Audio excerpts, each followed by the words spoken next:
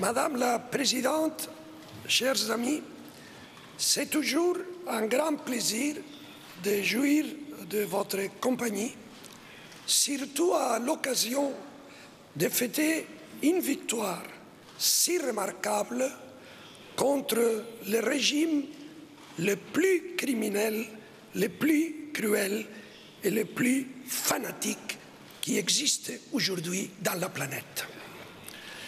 Le procès indigne qui a commencé il y a une décennie a terminé avec la déclaration de non-lieu qui a dévoilé la méchanceté et la misère morale de ceux qui l'ont déclenché.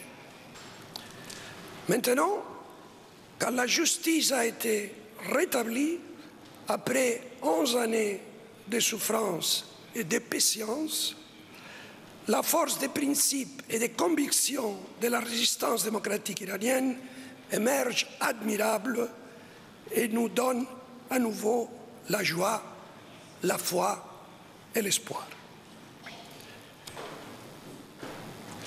C'est évident aussi que la réputation de la justice française a été gravement blessée par cet harcèlement sans aucune base contre un mouvement de résistance pacifique, légal et démocratique. L'indépendance d'un système judiciaire qui opère sous l'influence du pouvoir exécutif par des raisons extrajudiciaires est incompatible avec la démocratie constitutionnelle.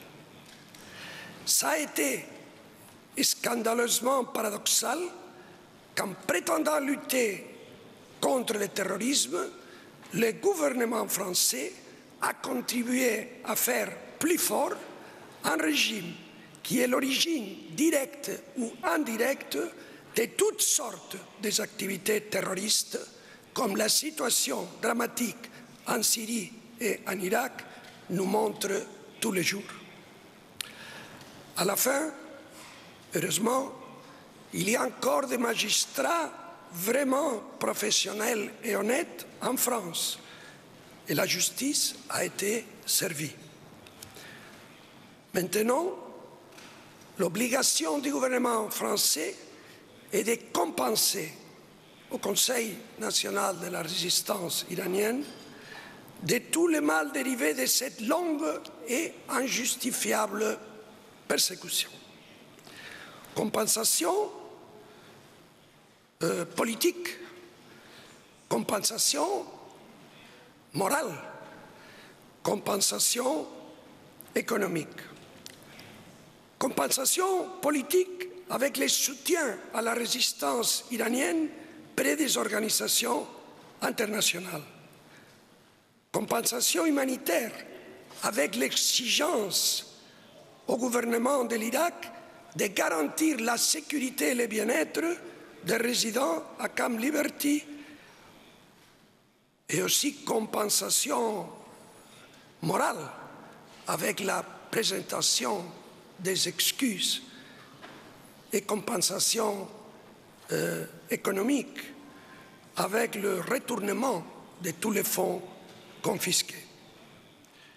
Si la France est un pays vraiment engagé avec la démocratie, la justice et le respect aux droits de l'homme, le moment est arrivé de le démontrer. Merci beaucoup.